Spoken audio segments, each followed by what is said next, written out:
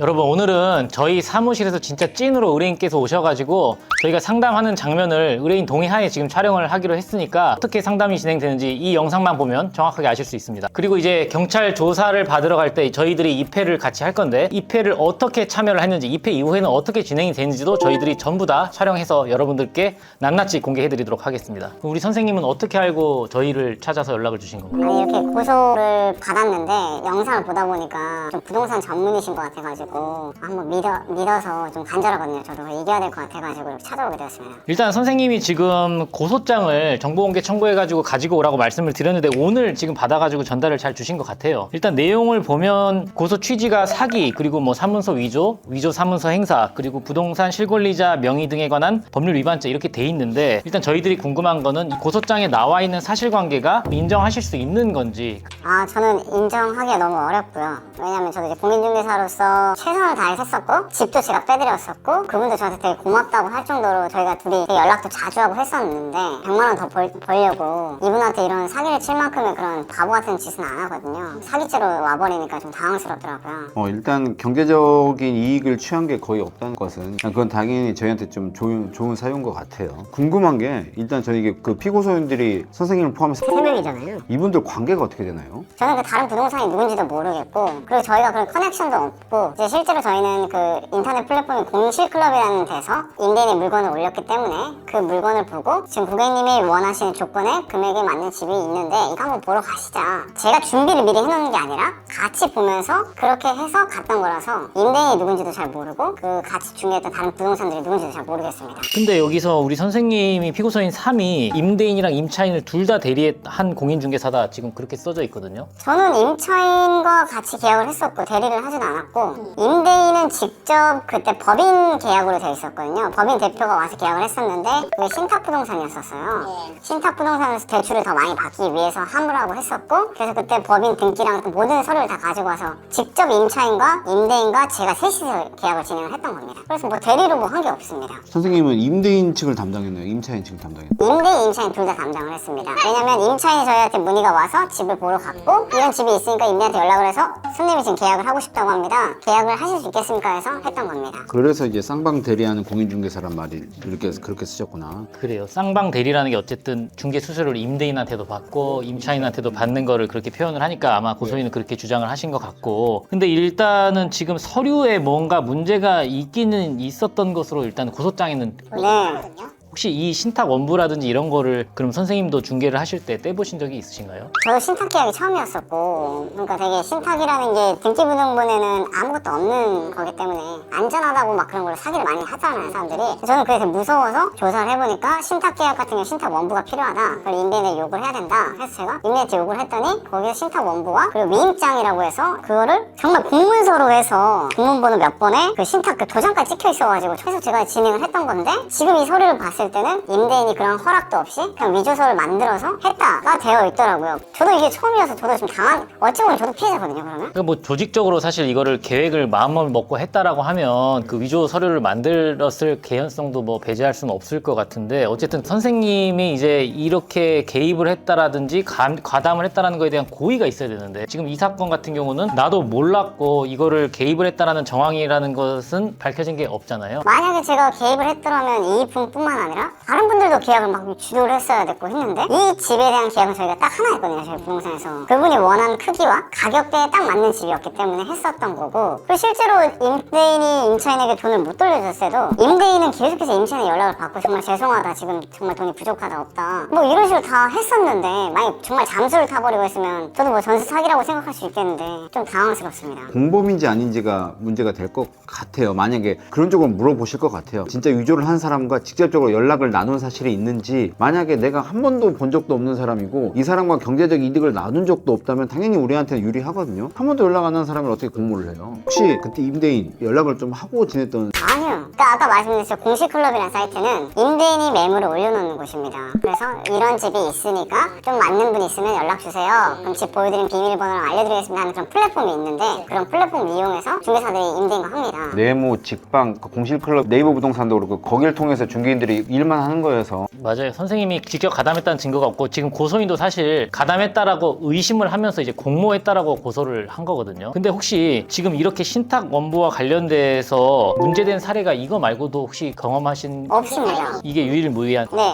저희가 그때 당시 빌라나 이런 다세대는 정말 안 하려고 하거든요. 왜냐면 너무 위험하기도 했고 안전한 것만 하자. 솔직히 신탁도 너무 위험해 보이는데 서류만 잘 확인을 하고 그래서 이것만 내가 꼼꼼히 확인해 준다면 문제 없겠다 해서 저희가 임차인께 말씀드렸고 임차인도 괜찮다고 해서 한 거였거든요. 그리고 또 제가 이 물건만 계속 밀었다면 충분히 의심을 살 수 있겠는데 저는 이분과 함께 집을 정말 많이 봤거든요. 이거 무조건 지금 안 하면 나갑니다라는 말도 하지도 않았고. 이 당시에 다른 매물도 내가 보여줬다라는 걸 혹시 뭐 증빙할 수 있는 뭐 그런 것들이 있을까요? 참 그걸 어떻게 증빙할 수 있기는 좀 어려운 것 같습니다. 근데 이거는 솔직히 저를 고소하신 분께서 본인이 피해자가 되셔서 억울하신 분이 있겠지만 그때 제가 함께했던 그 상황을 다 아실 건데 이걸 나 몰라라 하는 건 저도 솔직히 좀 많이 좀 그렇습니다. 그러니까 이미 임차인 중 일부는 고소장 제출한 상황이었다고 얘기돼 있는데 여기 관련돼서 혹시 다른 임차인들 계약도 하신 적이 있나요? 아니요, 없습니다.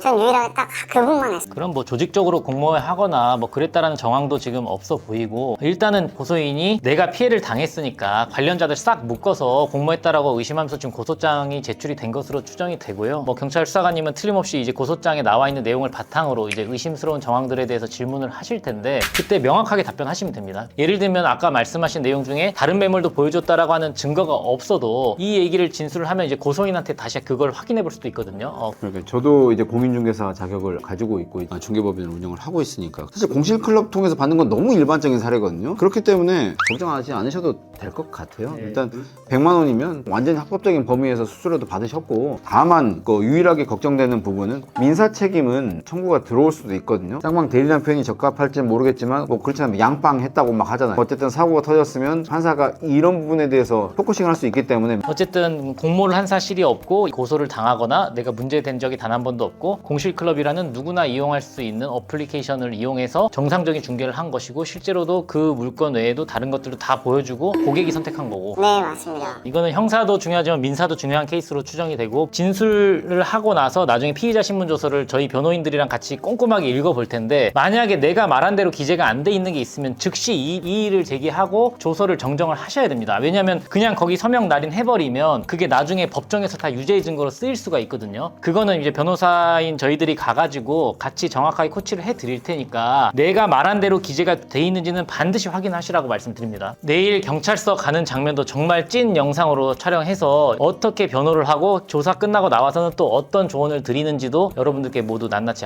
알려드리겠습니다. 오늘 의뢰인께서 조사 입회가 있으셔가지고요. 지금 피의자 신분으로 조사받으러 오실 때 동석하러 왔습니다. 근데 원래 이렇게 변호사분도 같이 동석을 하시나요? 저희는 모든 사건들은 이렇게 동석해서 같이 조사를 받습니다. 법원만 가는 거 아니었어요?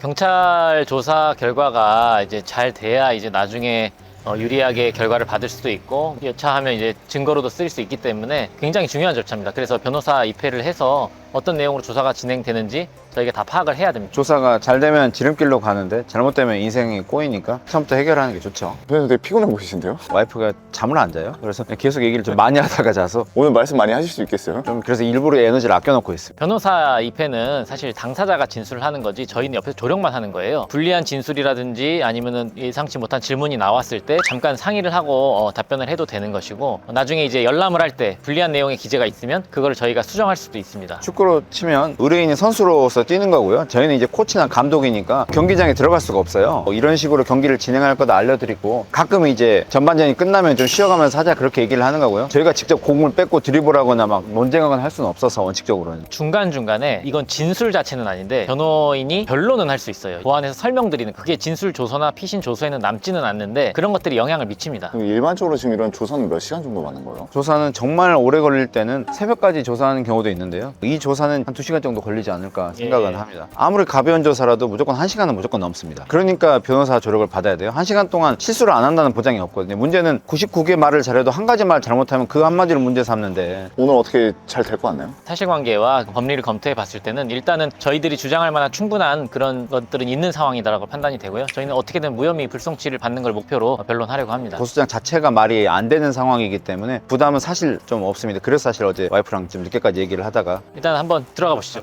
네. 잠을 안 자. 조사받기 딱 좋은 날이네.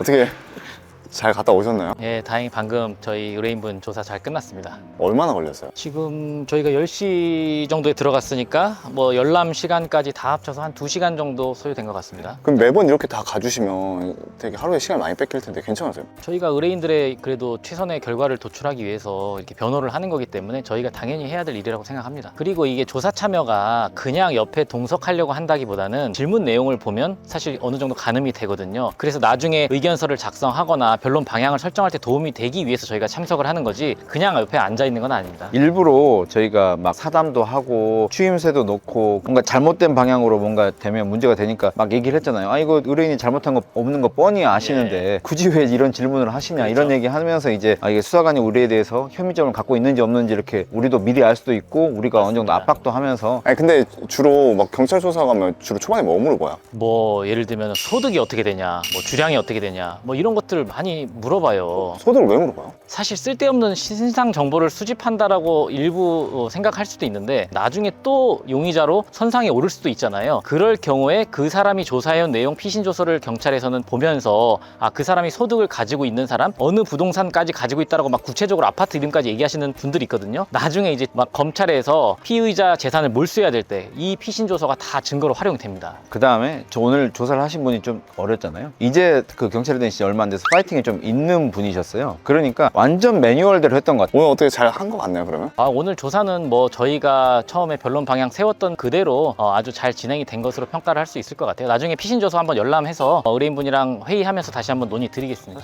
의뢰인이 거짓말하는 케이스면 이 사건이 어렵거든요. 왜 그러냐면 거짓말에 거짓말을 계속 덮어야 되니까 힘든데요. 이 사건은 의뢰인 자체가 워낙 문제될 게 전혀 없고 의뢰인도 피해자였기 때문에요. 오히려 저희가 준비할 때도 사실 편했고 그렇습니다.